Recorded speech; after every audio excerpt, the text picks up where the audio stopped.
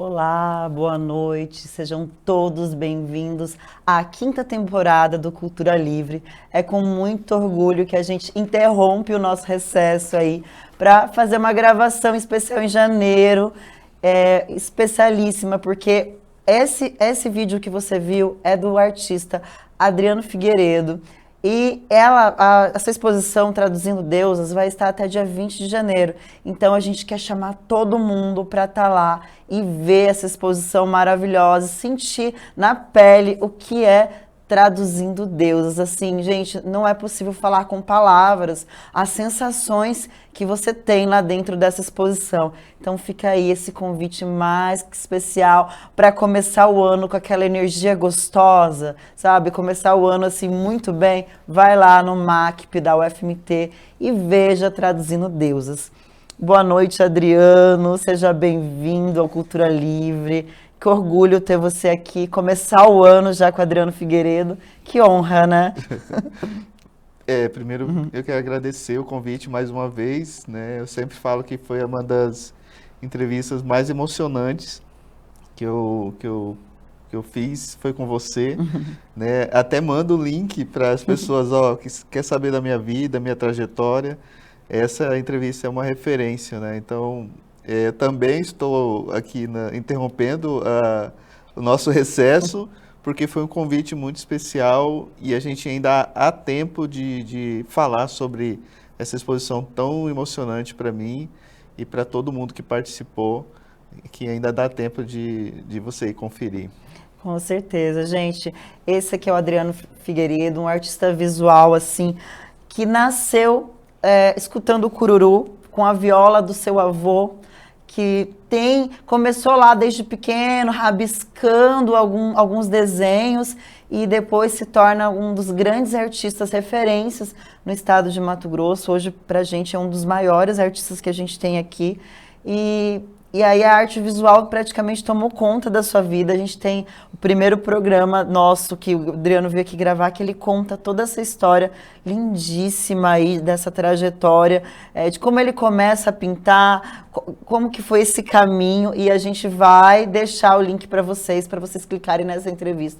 Quem não conhece essa história, poder conhecer, porque é uma história linda, é uma história de amor, de superação, muito, muito importante, eu acho que para a vida de todo mundo que está ali pensando em desistir, será que é isso? E assim, fala, é meu sonho, eu quero isso. Então eu acho que tudo que a gente sonha é possível a gente realizar sim. E o Adriano é uma forma viva disso, né? Sim. Viva de falar como que a gente sonha e a gente consegue realizar. Adriano, e conta pra gente, quando você veio, né, ainda... foi logo após a pandemia, né? Você estava falando do Traduzindo Deusas, da Marília Beatriz, que era um sonho. E esse sonho foi concretizado. E ele foi muito maior do que você imaginava. Muito maior. Nós sonhamos em uma exposição, né? Que a origem foi a contar a história, era um pai querendo contar a história para as filhas. Foi assim que nasceu a Traduzindo Deusas.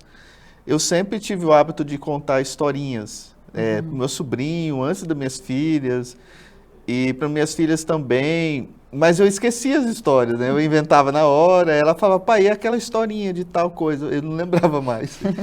E aí, eu sentia necessidade não, a falta de histórias que contassem, que falassem sobre mulheres matogrossenses, né, que fossem fortes, vencedoras, que fossem exemplo para minhas 3 filhas, que estavam iniciando, né, a vida, mas eu queria mostrar para elas que elas poderiam sonhar com o que elas quisessem, né?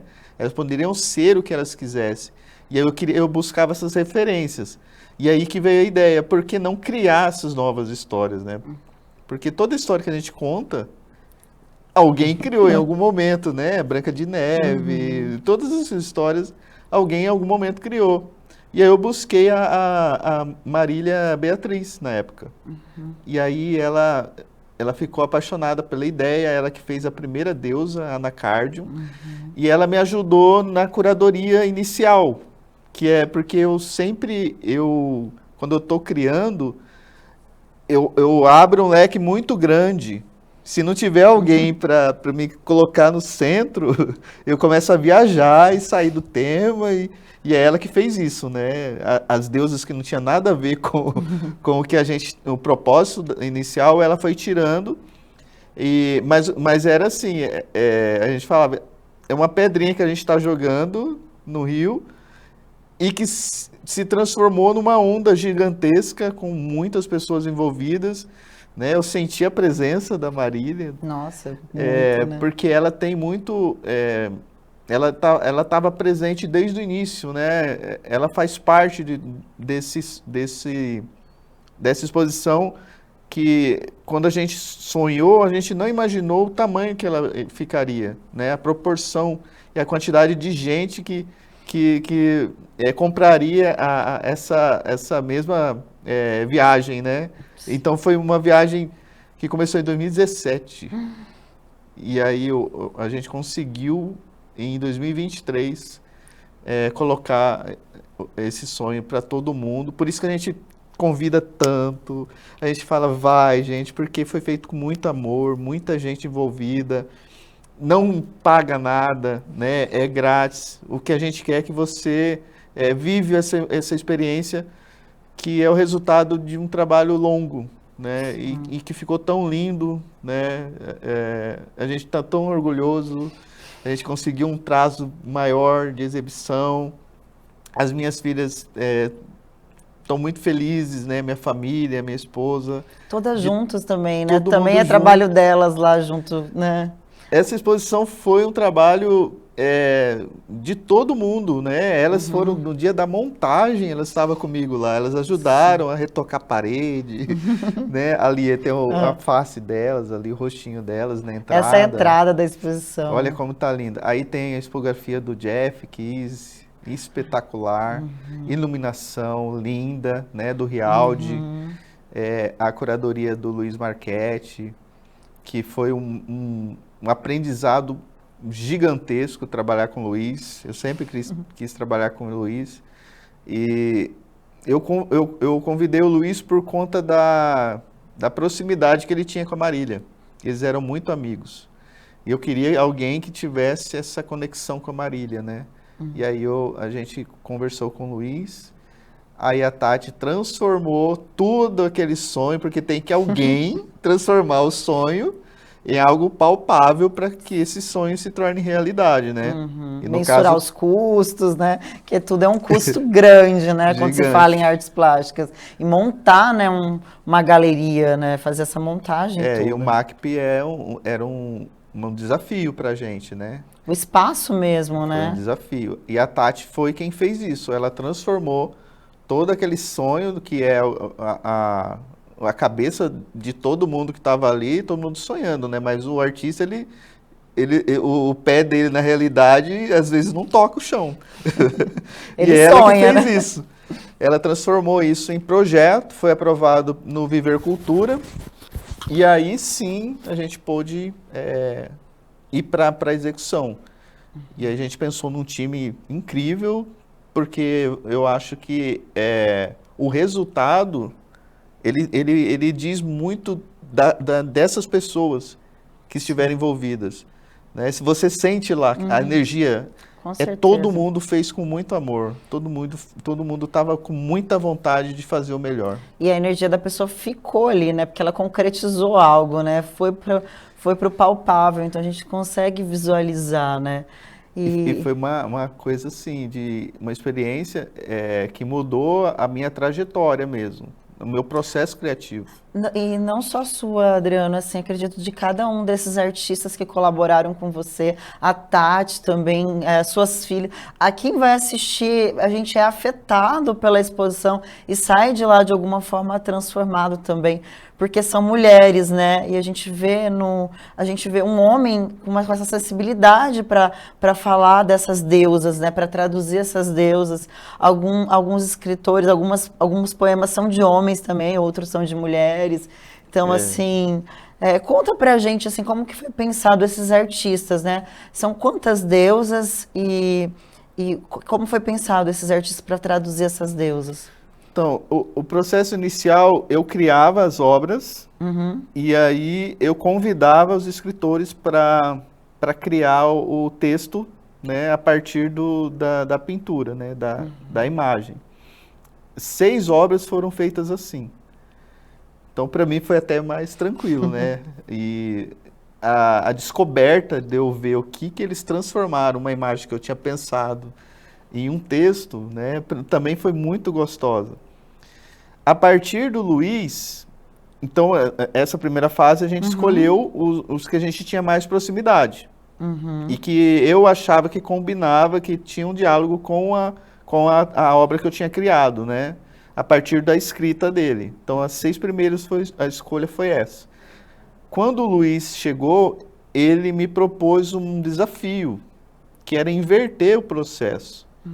Que quis mexer com você ali, já, as estruturas.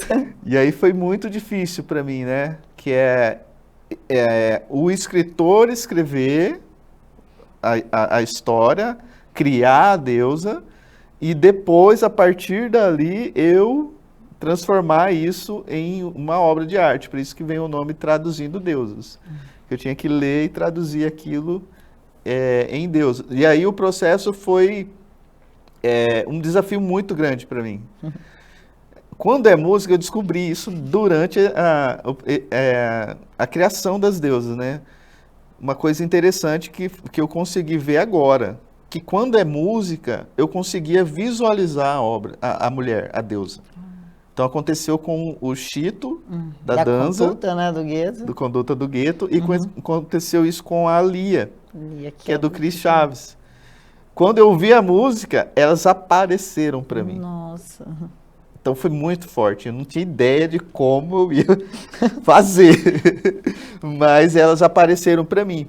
E a Danza, ela é uma das favoritas, assim, do que eu vejo o público, todo mundo que vai lá fala, você viu aquela que é preta e branca, não sei o quê, pra mim Eu aquela... acho que por Ah, ser preto e branco, por ser aham. da periferia, E né? por trazer essa força da periferia com E é a ela, minha origem também. Até hoje eu moro na, na na, na periferia. periferia de Várzea Grande, né?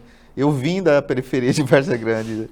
Eu morava num dos bairros mais perigosos na época, que era o Figueirinha, né? A Eu, Danza. É a dança. Então a dança eu consegui ter visualizar, mas a proposta quando o Luiz respondeu a sua pergunta foi diversidade. A gente queria dar voz para a maior quantidade de representantes possível. Então a ideia na segunda etapa foi essa, né? Então a gente escolheu o Cris, né, que a Tati chama ele de transpantaneiro. Aí teve a periferia através do Chito, o Pretoguês, né, da Jussara, né? A Dani fez uma cigana, né? Então foi muito diverso. E a Divianise foi o maior desafio de todos. O texto da Divanise é muito difícil. Tenso, né? Ela é incrível, assim. A primeira coisa que eu fiz na hora que eu li, eu xinguei ela. O que essa mulher quer fazer comigo, cara? Aí reuni uma família toda para destrinchar esse texto dela, para me entender que é um texto incrível, fala sobre uma deusa da escrita. Olha só. É ela que te salva do branco, ela te salva da mediocridade. Então, aí você vai começando a entender o meu medo de mostrar, né? Chegou um momento que eu estava com medo. Será que eu vou conseguir alcançar a potência desses escritores que são todos reconhecidos, né? Que a gente já admira, que são da Academia de Letras, né? Então, a gente tem um momento que a gente tem esse medo, né? De será que eu vou conseguir atingir essas expectativas, né?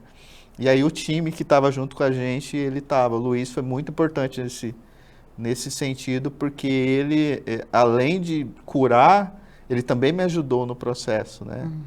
E aí o Jeff também, que tem um senso crítico incrível, a Tati, que sempre me ajudou, a família toda, para me ter segurança de abrir a exposição, né? Porque geralmente é o dia que eu fico mais ansioso, eu fico com medo, eu sonho que não vai ninguém. Mas graças a Deus essa foi assim, recebemos muito carinho, muito carinho. Tava lotada. A inauguração foi incrível, Foi né? incrível. Maestro Fabrício lá. Fabrício. Isso. O próprio Luiz Marchetti, né? Tava todo os mundo. artistas que Os fizeram. escritores, né? E eu acho muito interessante, Adriano, dentro da exposição, que a escrita e a arte plástica, elas se combinam, elas dançam juntas, elas fazem parte uma da outra, é como se uma não existisse sem a outra. Então, se traduzindo Deus é uma coisa muito, muito interessante. Porque quando você lê, aí você olha para a obra, aí você lê, você fala, gente, é muito incrível essa capacidade, essa capacidade delas se transmutarem ali, sabe? Eu acho que agora é o momento de eu tentar falar sobre o nome de todos, né? Eu vou tentar falar de cabeça na sequência, porque essa exposição não é minha. Às vezes eu convido tantas pessoas para irem, até mais do que as outras, porque eu sinto que é uma exposição de todos que estão ali envolvidos. Eu acho que todo mundo que vai lá e é tocado por uma das obras, é tocado por uma das escritas, ela se torna também uma parte dessa exposição, né? Então a gente teve a primeira convidada foi a Marília Beatriz, com a Anacardium. Aí a segunda foi a Luciene Carvalho, que ela criou uma poesia incrível para Anastácia. Aí depois eu convidei o Victor Angels, que é um escritor novo, né, que a gente conheceu no lançamento do livro dele, e ele criou uma deusa que mora no portão do inferno, né? Aí a gente teve ai, gente, eu não vou conseguir lembrar. Depois do Victor foi? Hã? Não, o Cris foi bem depois. Você manda aí pra mim. Eu coloquei em modo avião. Maria Cristina? Isso, foi Maria Cristina. Dá pra cortar aí, né? Dá. Deixa eu ver se me mandou aqui. Tá.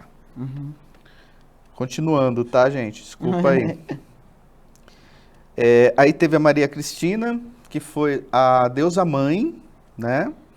Aí na segunda etapa veio o Caio Ribeiro, que é uma obra que eu já tinha, né? Que ele criou a Botu e o Rodamuinho na Garganta, que é o texto que você pode contar para sua filha, assim. Foi o que ele pegou mais a essência da ideia inicial, que era contar histórias para crianças. Então a Botu... Será que a gente pode contar sobre a novidade? Por favor, a Botu... né?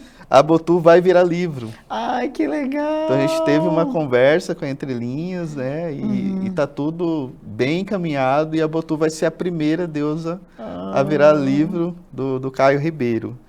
Depois a Jussara Nacioli, que ela criou a Buyá, que é aquela anciã linda, que eu tive uma dificuldade grande para passar a grandiosidade dela como uma entidade, que a Buyá é uma entidade, né?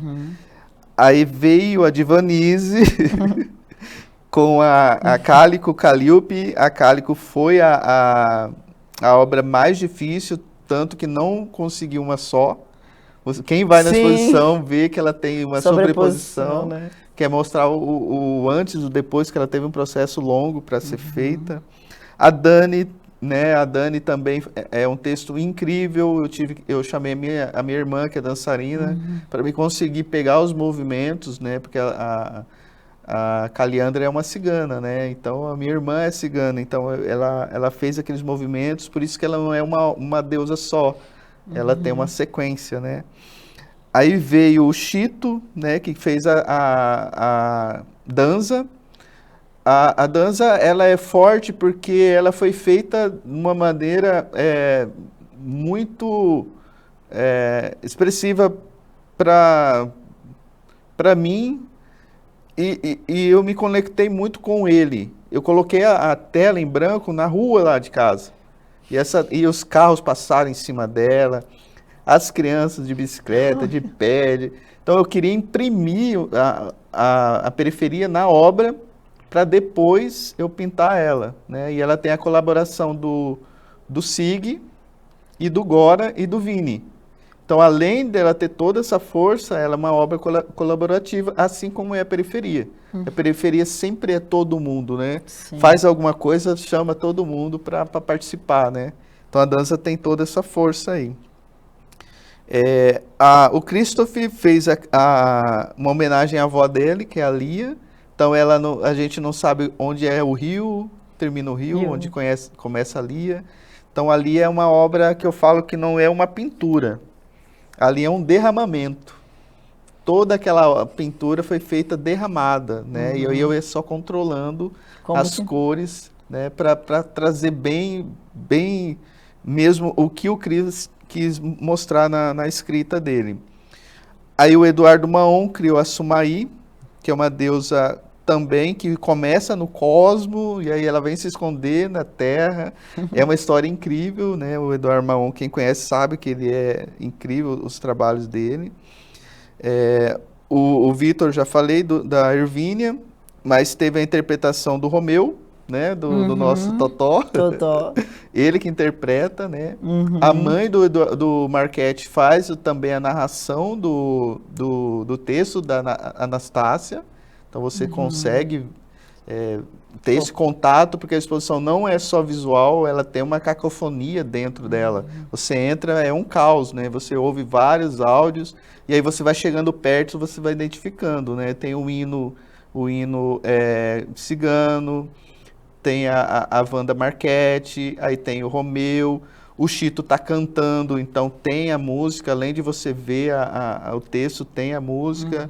O Cris também tem a música dele, e aí tem uma das mais que as pessoas mais gostam também, que é a Garran. A Garran é uma lenda que já existe, que é contada de pai para filho. Quem contou pra gente, quem trouxe essa lenda foi o Loic Calapalo, que é do Xingu, e ele contou uma lenda que já existia lá para transformar em obra de arte. Então, ela é a deusa do sal. Ela conta como surgiu o sal para os calapalos, né? Então, ela é a deusa do aguapé, a deusa da camalote, que é uma história que a gente tentou reviver. O propósito dele, quando quis falar sobre essa deusa, revivê-la para pessoas que já conhecem e mostrar para pessoas que não conheciam ainda. Com certeza, teve muitas deusas que nasceram aí também, né? que estavam estavam na mente da pessoa ou na sua, e aí a gente deu vida, né, a partir do momento que nasce essas histórias, né, e no começo lá você começa também contando uma história para suas filhas, né, que é Que vergonha, muito cara. bonito, foi muito bonito, e assim, a emoção delas... Não, mas eu falo vergonha porque tantos escritores ali, né? Ah, Você na UFMT, né? Aí eu vou contar uma historinha que eu criei quando elas eram pequenininhas, né? que Muito lúdica, linda! né? E aí eu não podia olhar para elas, que eu chorava. Já imaginou você contar uma história chorando? É a mesma coisa que você está aqui. Mas foi muito emocionante, gente. A abertura foi muito emocionante. Aí eu olhava para elas, eu não conseguia, eu olhava para outro lado. Aí eu olhava para a Tati também estava chorando. Aí eu falei, para onde que eu vou olhar, senão eu vou terminar a história. E foi assim que a gente quis abrir a exposição, mostrando como que nasceu, né? Sim. Como Elas, nasceu essa ideia, né, de ter as deusas. E, Adriano, uma coisa muito importante também, que foi o... Ai, o panfleto virtual, como que não é? Ai, meu Deus, esqueci o nome agora, me fugiu da cabeça, ah, catálogo virtual.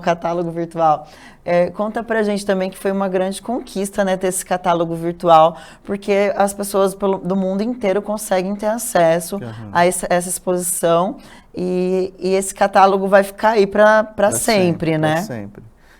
O catálogo, ele foi feito também pela equipe toda, né? Eu deixei o Luiz bem livre para criar e ele foi muito metódico, ele cuidou de cada detalhe, né?